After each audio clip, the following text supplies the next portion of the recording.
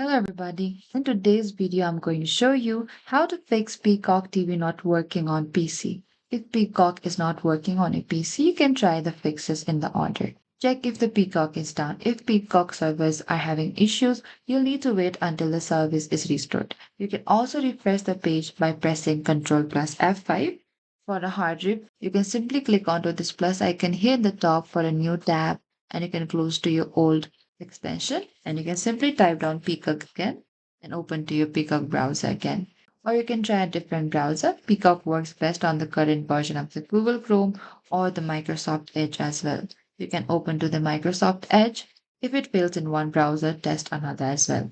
And the last stage is to restart your PC. You can simply go to the Windows in the bottom there, and you can click onto this power icon here and click onto this restart. A reboot can resolve temporary browsers or system issues as well.